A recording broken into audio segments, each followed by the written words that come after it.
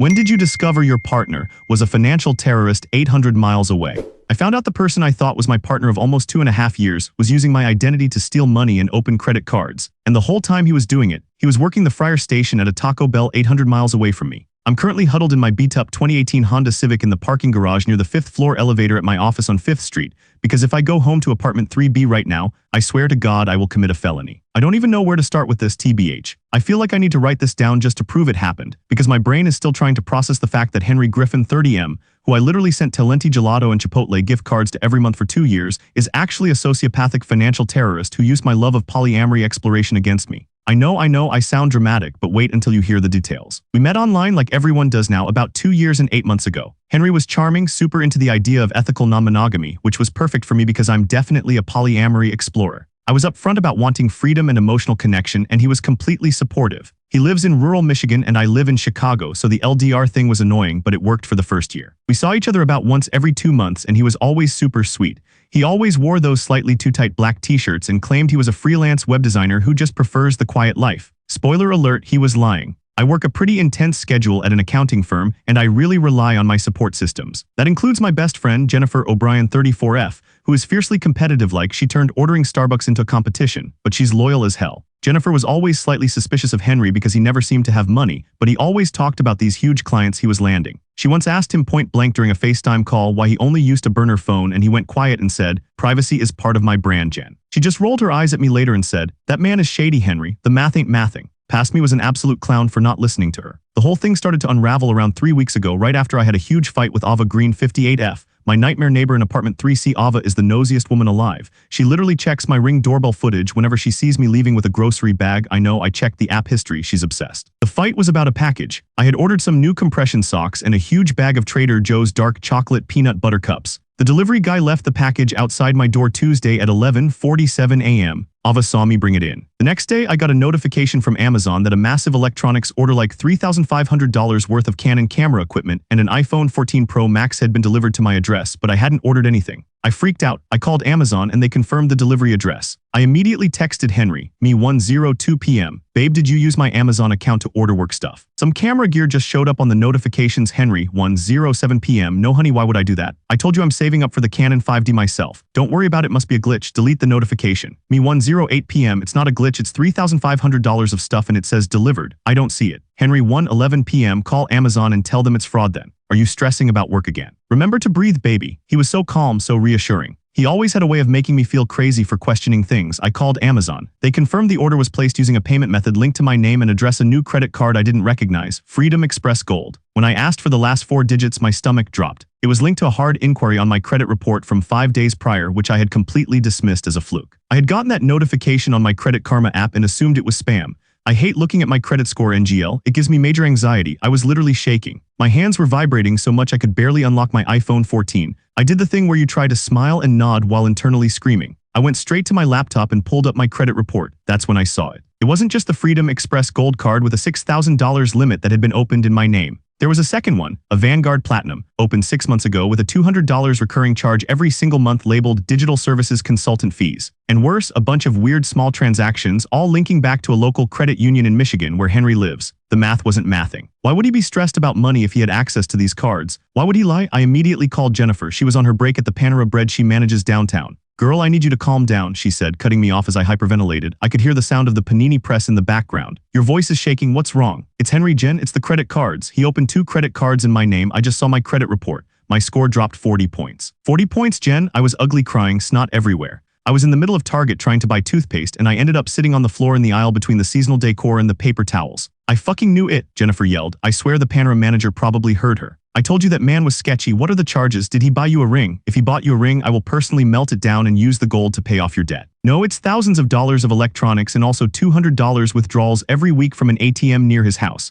and a $347 bill for fast food payroll processing services in September." Jennifer went silent. "Fast food? Henry is a web designer, Henry. He doesn't process fast food payroll. What the actual fuck?" "And the worst part," I choked out, "is that I used to send him money. Like I sent him $200 last month because he said his dog needed emergency surgery. That money probably went right back into his wallet." "I'm coming over right now," Jennifer said, her voice dropping into her serious competitive mode. I'm leaving Panera. Tell them it's a family emergency. I will fight the closing manager if I have to. Do not move from that spot in Target until I get there. And do not, under any circumstances, call Henry. I felt marginally better knowing Jennifer was en route, but the financial stress hit me hard. I can barely afford my $1,247 rent, and I've already used up 3 sick days this month because of stress. My PTO hours are running low. I don't need this. I literally don't. Jennifer arrived in her beat-up Toyota Corolla 45 minutes later and found me still sitting on the floor, holding a package of Oreos I hadn't opened. She grabbed my arm and dragged me out. "We need coffee," she declared, pushing me toward the exit. "We need to go home, look at your bank statements, and figure out the legal action plan." Legal action? That sounded so grown-up and scary. I wanted to just curl up and watch Netflix and pretend the fraud didn't happen, but Jennifer doesn't allow denial. When we got back to apartment 3B, I was still reeling. I logged into my bank accounts. Every transaction Henry had ever requested money for every emergency now seemed terrifyingly suspicious. Then I saw a name that made my blood run cold. Roy Price. Roy Price, 64M, was one of Henry's friends in Michigan.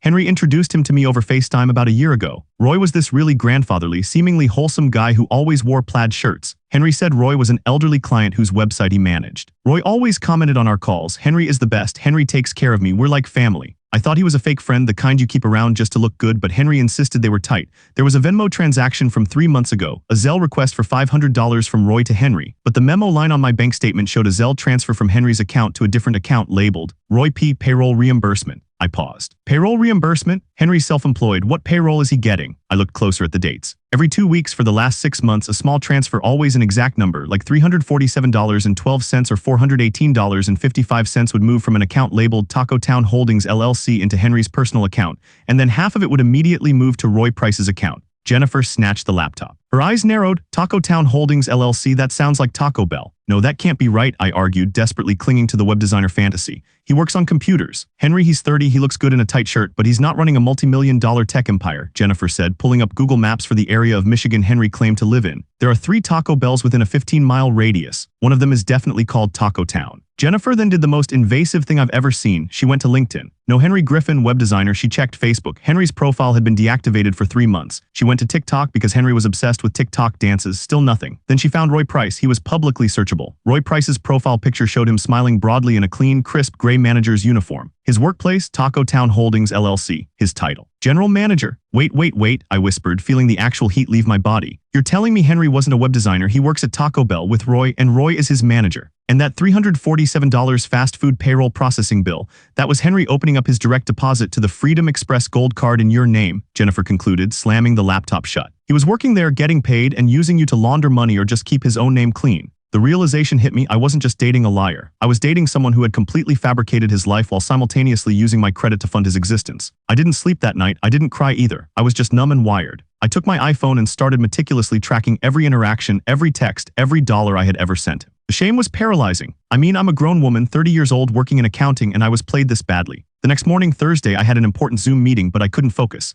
I logged in 10 minutes late, my hair a mess, wearing the same Sad Girl Hours playlist hoodie I slept in. My manager, bless her soul, didn't even comment. But Ava Green, my nosy neighbor, 58F, was outside my door when I finished the meeting at 11:00 a.m. She looked like she was about to explode with gossip. "Henry, dear," she said, using my name with that overly saccharine tone she reserves for when she's about to be evil. "Did you manage to get those missing packages back?" "What packages, Ava?" I asked, trying to sound normal. "Oh, the electronics," she said, leaning closer, smelling faintly of stale perfume and something floral. "The massive boxes that your friend Roy came to pick up Tuesday afternoon at 5:30 p.m. I froze. Roy Price. "Yes, the older gentleman in the plaid shirt," Ava confirmed, grinning like the Cheshire Cat. "He was struggling to load them into that beat-up pickup truck he drives. He gave me a very odd story about needing to transfer offices for his web design company. He didn't look like a web designer to me, but I never liked Henry anyway, too shifty." It took me a second to process this. Roy, the manager at Taco Town Holdings LLC, who I thought was a fake client, wasn't just Henry's boss. He was complicit. He had come to my apartment while I was at work to pick up the $3,500 worth of stolen goods that Henry had fraudulently purchased with the credit card opened in my name. And the reason Ava knew? I thought it was suspicious, so I checked the ring footage, dear, she chirped. "I have it saved just in case you need it." I knew something was off. Suddenly, Ava Green wasn't the enemy. She was an unwitting witness with video evidence. My heart was racing, my chest tight. I felt dizzy. I immediately called Jennifer. "Girl, get the popcorn. Roy Price just stole the Amazon package and Ava has the ring footage," I whispered into the phone, walking out to the hall just in case Ava's listening devices were stronger than I thought.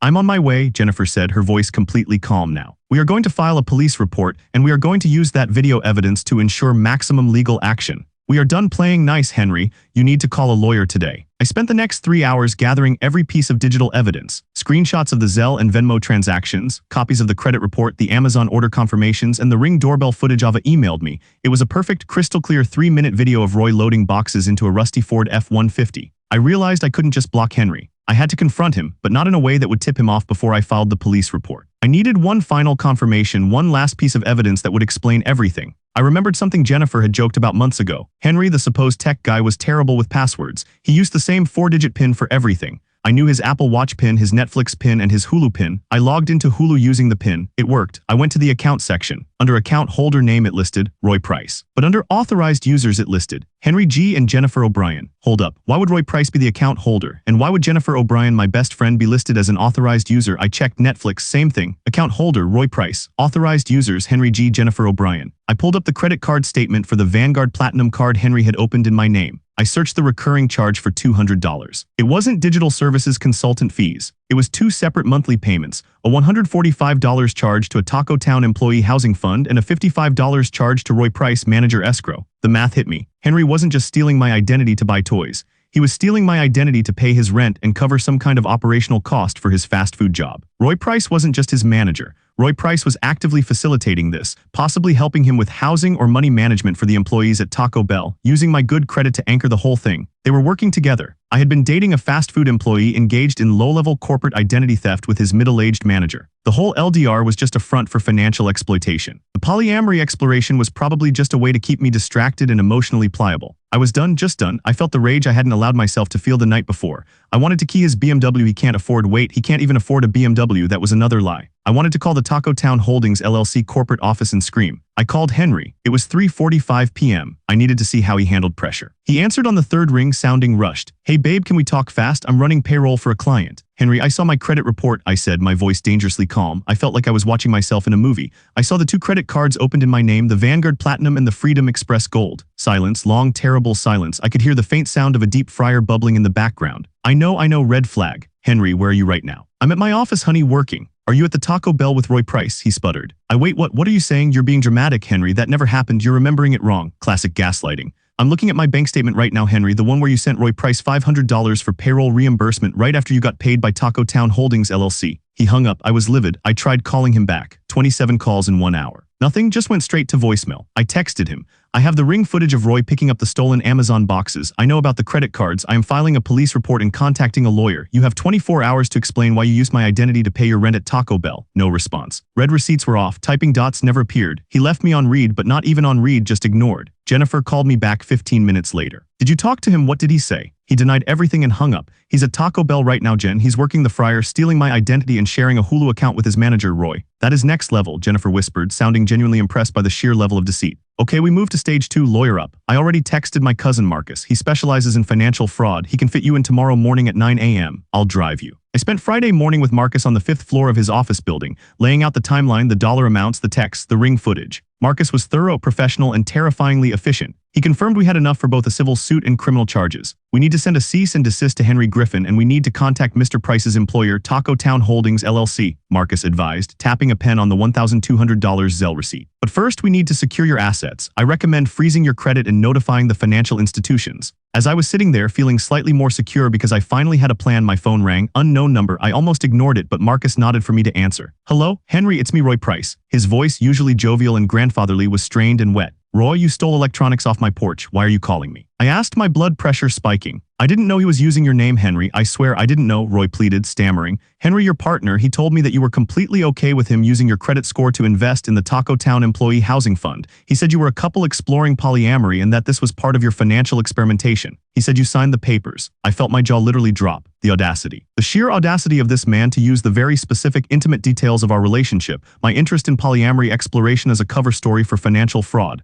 I never signed any papers, Roy, I managed to choke out. He used my identity. Look, I know he did, Roy said, now sounding panicked. But Henry G isn't the problem anymore. He fled. He took the Canon camera equipment and he is gone. I haven't seen him since yesterday. I called you because you need to know he didn't just steal from you. He stole from me too. I am the general manager here and he used my name to authorize the opening of the employee housing account. He also filed for unemployment benefits under your social security number using my work email as the contact, and that's not the worst part. I gripped my phone so hard my knuckles turned white. What is it, Roy? What is the worst part? Henry, Roy whispered, and I could hear the deep rumble of a commercial oven in the background. I was just looking through the employee files because I needed to process his termination paperwork. Henry Griffin wasn't even his real name. He was hired here under a completely different name 2 years ago, and when I checked the documents, your supposed partner, the man you've been dating for almost 3 years, he has another job. A second job. He works for the IRS. I swear when Roy Price 64M said that last line, the part about Henry working for the IRS, I stopped breathing.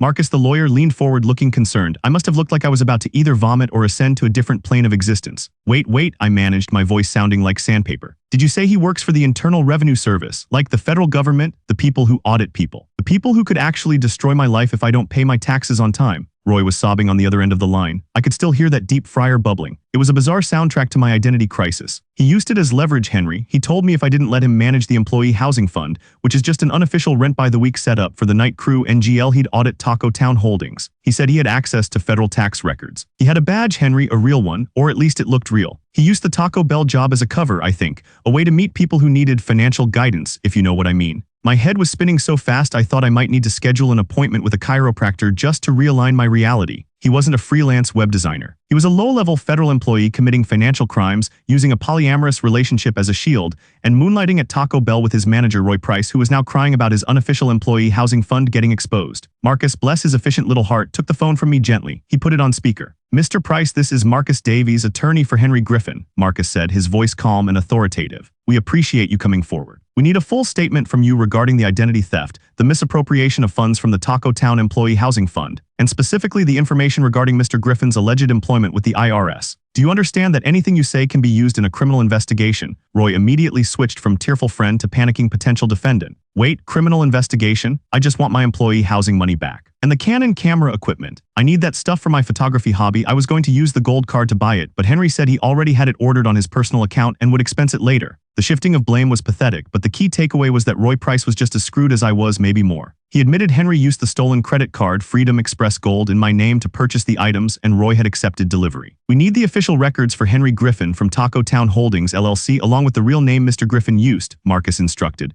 We will contact the police department in your area immediately. Do not destroy any records. Roy stammered, agreeing, and hung up. Marcus looked at me. Okay, this just went from simple identity theft to federal fraud. We're going to call the IRS Internal Affairs Office right now. And then we're filing a police report in Chicago and another one in Michigan. I spent the rest of Friday in Marcus's office. I had planned to spend Friday night stress-eating pizza and binge-watching true crime documentaries, but instead I was faxing affidavits and signing documents that used words like perjury and felony. Jennifer O'Brien, 34F, showed up at 5 p.m. with a massive iced coffee and a laptop bag full of printouts. She had spent her afternoon running background checks on Henry Griffin using his Michigan address and his supposed date of birth. So the good news, Jennifer announced, pulling out a chair and ignoring the fact that we were in a serious lawyer's office, is that Henry Griffin is indeed the name on the lease for the apartment in Michigan. The bad news, it's a sublet, and the real leaseholder is a woman named Melissa. A woman? I asked, feeling a cold dread sink in. Not another polyamory explorer complication. Yeah, Melissa G. She moved to Seattle 6 months ago and Henry took over the lease. She posted an angry thread on Reddit about a shady subletter who stopped paying rent, but she hasn't named him publicly. I messaged her NGL. I told her I think I know who her shady subletter is. Jennifer was operating at peak competitive mode. She was treating Henry's downfall like a high-stakes corporate takeover. I was just trying to remember to breathe. Marcus nodded approvingly at Jennifer. Excellent investigative work, Ms. O'Brien. We'll add this woman's information to the file. It further shows Henry's established pattern of using other people's names and assets to survive. I went home around 8 p.m. totally exhausted. I couldn't stop thinking about the IRS badge. The idea that he was literally using his access to government systems to terrorize his manager into letting him open credit cards in my name to pay his rent was just next-level sociopathy. I mean, the polyamory part was bad enough, but mixing it with the feds, that's commitment to chaos. So 2 days later, Saturday morning, I woke up to 47 missed calls, 3 alarming text messages, and 1 terrifying voicemail. Calls were mostly Jennifer checking in and my mother, who had apparently heard some garbled version of the story from Jennifer and was now demanding I move back home immediately. Hard pass, Mom, I'm 30. The text messages were all from Roy Price. Roy P. 3:47 a.m. Henry, please call me back. I need to know what you told the lawyer. Roy P. 5:15 a.m. He took my vintage NES collection. He drove off in a truck he bought with the Vanguard card. I need the information. Roy P. 7:01 a.m. I told my wife I was just loaning him money. She's demanding to know why there's a $145 charge to Taco Town Employee Housing Fund on her statement. Call me back. I blocked Roy. I couldn't handle the guilt-tripping manager anymore. I was not his crisis counselor. The terrifying voicemail, however, was not from Henry and not from Roy. It was from Ava Green 58F, my nightmare neighbor in 3C. Ava Green 10:15 p.m. Friday. Henry dear, I have some news you need to hear, but I don't trust the phone lines. Please come over for coffee. I made my famous apricot scones, and Henry, bring that lovely friend of yours, Jennifer. I have a feeling she'll appreciate the details. Ava, she was the one who gave me the ring footage. She was rapidly moving from nosy neighbor to key witness. This felt important, but I definitely wasn't eating her scones. Jennifer arrived at my apartment 15 minutes later wearing yoga pants and looking ready for battle. Ava called me too, Jennifer said, brandishing her phone. She sent me a text that said, the plot thickens like last night's gravy. I swear that woman watches too much daytime television. We have to go, I said, putting on real pants for the first time in 48 hours. I need to know what she saw now that Henry knows we're onto him. We walked across the hall to 3C. Ava opened the door wearing a silk robe and a ridiculously ornate necklace. The smell of floral cleaner and overbaked apricots hit me immediately. Darlings, come in, Ava chirped, ushering us into her shockingly pristine antique-filled apartment. Ava, what is it? I asked, skipping the polite small talk. Ava poured me a glass of lukewarm iced tea and sat down on a velvet fainting couch looking incredibly pleased with herself. It's about the other packages, Ava said dramatically. The Amazon package you saw me retrieve, the camera equipment, was the big one. But Tuesday morning, before you even got the notification, another delivery happened. What was it? Jennifer demanded, leaning forward. A massive box delivered at 9:00 a.m. by a nondescript white van. It was addressed to Vanguard Platinum Account Services ATTN, H. Griffin, Ava whispered, lowering her voice like someone from the CIA. The driver was wearing a uniform that looked suspiciously like a rental service uniform, not a delivery guy. Vanguard Platinum, I repeated. That was the first fraudulent credit card, the one with the $6,000 limit, the one he used to pay the Taco Bell housing fund. And what was in the box, Ava? Jennifer asked, already pulling out her notepad. I didn't see the contents naturally, Ava said, sounding offended. But later that day, around 2:00 p.m., a different man showed up, not Roy Price. This man was younger, handsome, maybe mid-20s, and he had a giant duffel bag. He went into your apartment 3B for about an hour. And then he left, carrying the Vanguard box, which looked empty, and the duffel bag, which looked very full. I felt nauseous. Wait, a different man? Who was it? Oh, he was quite charming, Ava purred. Henry introduced him to me last month. He said, Ava, meet my co-investor, Trevor. But Trevor was not a co-investor. Trevor was wearing a tight black t-shirt just like Henry always does, and he was carrying a bag that looked like it contained a lot of cash. Jennifer looked at me, eyes wide. Trevor, did you know about Trevor? No, I admitted, shaking my head vehemently. I have no idea who Trevor is. But wait, if Ava saw Trevor go into my apartment, that means Henry gave Trevor my keys. Precisely, Ava concluded, sipping her tea. And when Trevor left, he stopped by my door. He was holding a small silver box. He said, Mr. Griffin asked me to return this to you, Mrs. Green. It was your spare house key, Henry, the one you always kept hidden under the ceramic garden gnome outside your door. I hadn't realized my spare key was gone. I hadn't realized that for weeks, maybe months, Henry had been giving total strangers access to my apartment.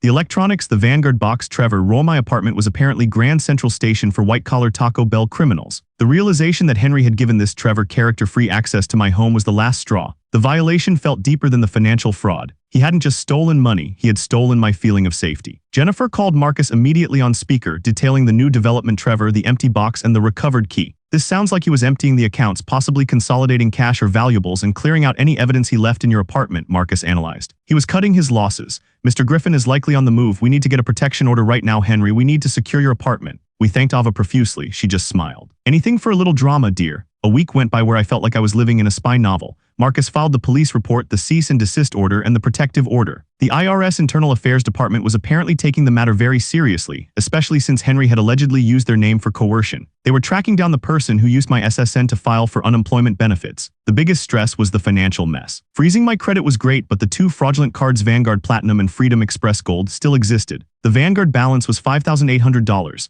The Freedom Express Gold was maxed out at $6,000. Total debt in my name, $11,800. I spent Tuesday evening on the phone with both credit card companies. It was pure bureaucratic hell. Yes, I understand I signed up for the card, but I didn't, I kept repeating. My identity was stolen by my partner who was working at a Taco Bell and used my polyamory interest as a financial cover story. The customer service reps either sounded totally bored or deeply traumatized by my explanation. I had to file affidavits, notarized letters, and detailed summaries of the fraud. It was a nightmare. Jennifer was my lifeline. She came over every night bringing takeout and helping me file paperwork. She was still fiercely competitive even about this. We are going to get every single penny back, Henry, she declared on Wednesday, stabbing a piece of pad thai. I refuse to let that Taco Bell crook win. We will have the highest credit score in this building by Christmas, mark my words. I laughed genuinely for the first time in what felt like forever. Jennifer's ridiculous ambition was exactly what I needed. Fast forward to Friday. I was back at work, trying to pretend I wasn't auditing spreadsheets with a $12,000 fraudulent debt looming over my head. I had changed all my passwords, changed the locks on my apartment, and I was actively ignoring the 10-15 calls coming in daily from unknown numbers,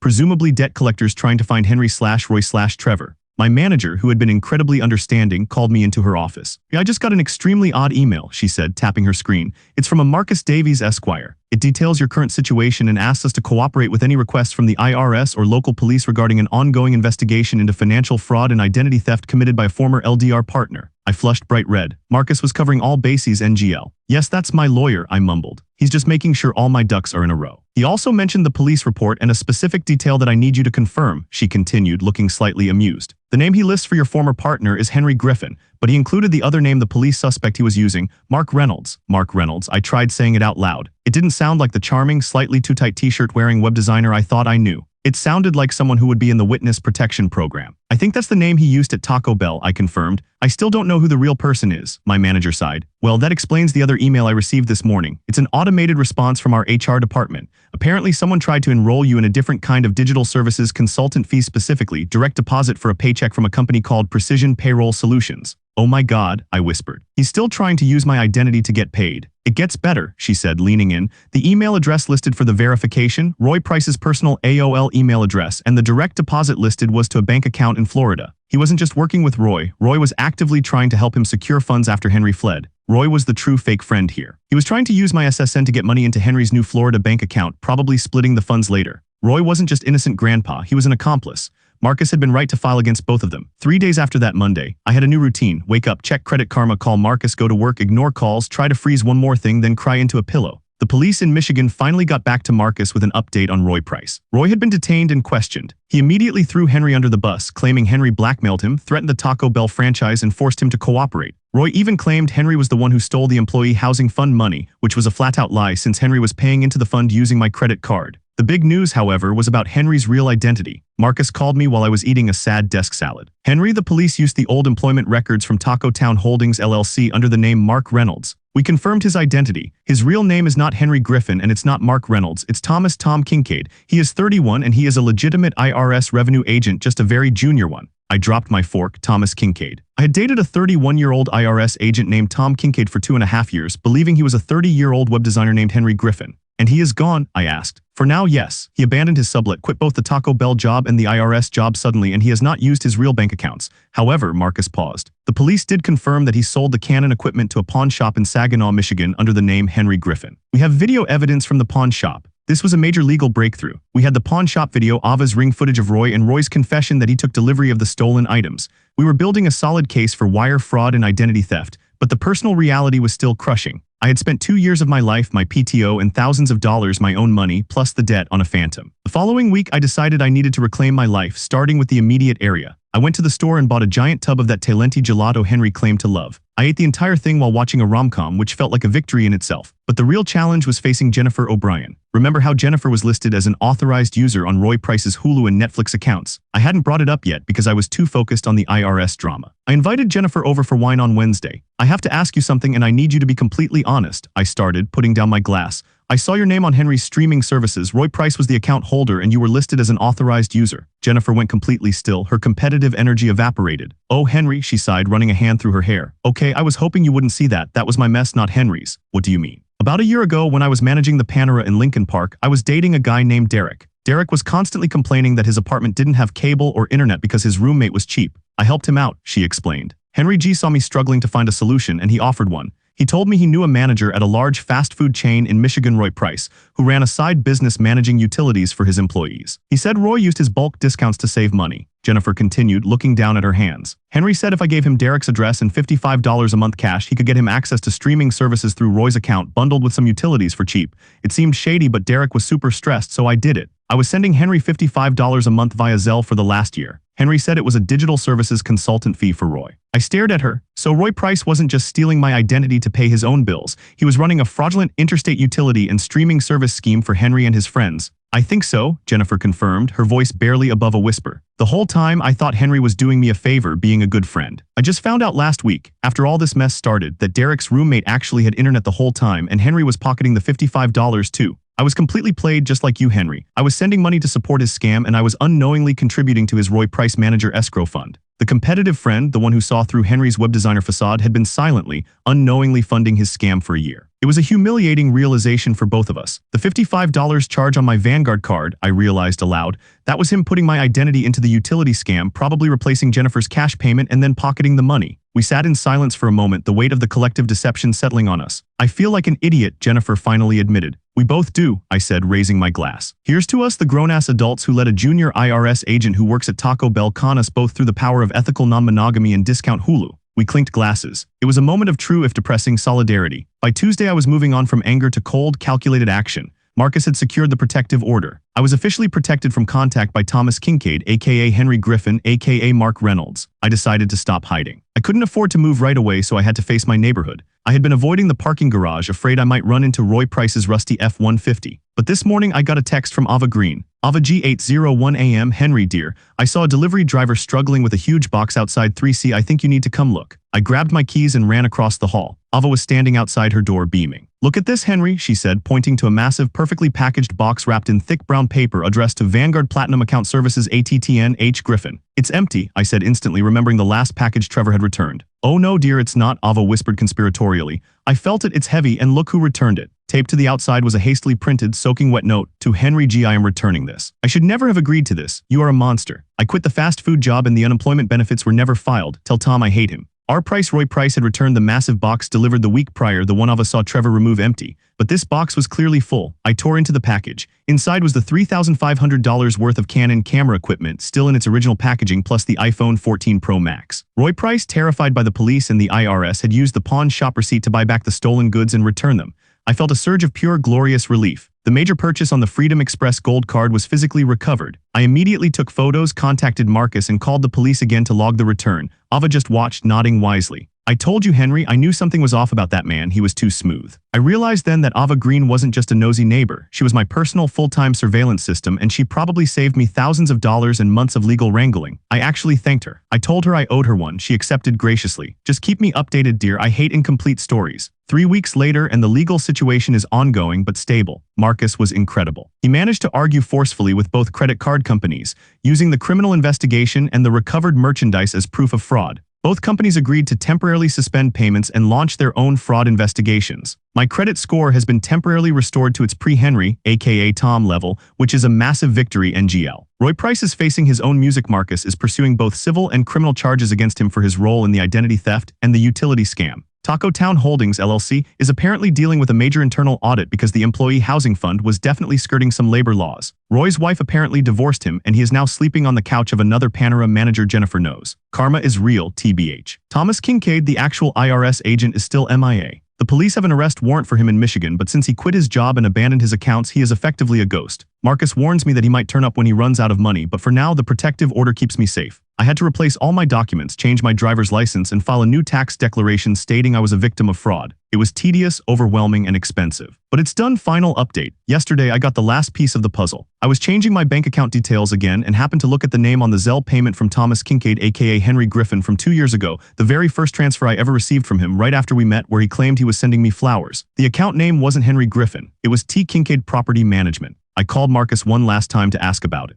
Yes, Marcus confirmed. We traced that account. Thomas Kincaid, your polyamory explorer X, wasn't a web designer, Henry. He owned a small 2-unit rental property in rural Michigan. He needed money fast to cover some repairs on the units, so he created the whole Henry Griffin identity to find emotionally vulnerable people online, convince them he was a struggling artist, and then use their credit to cover his landlord costs. The Taco Bell job was a way to maintain cash flow while waiting for his IRS paycheck. The entire relationship wasn't about love, emotional connection, or polyamory exploration.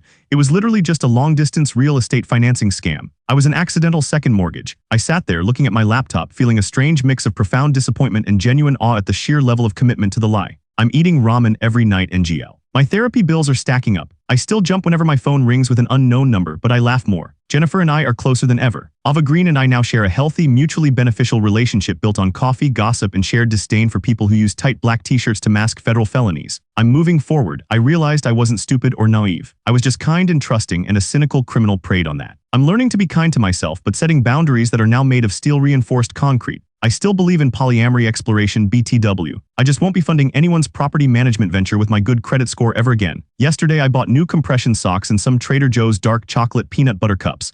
I had them delivered to my office just in case. When I got the confirmation notification, I smiled. I paid with my own very legitimate debit card. It's the small victories, I guess. We'll update if Thomas Kincaid 31M ever resurfaces from whatever rock he's hiding under. But for now, I am just enjoying the silence and the freedom.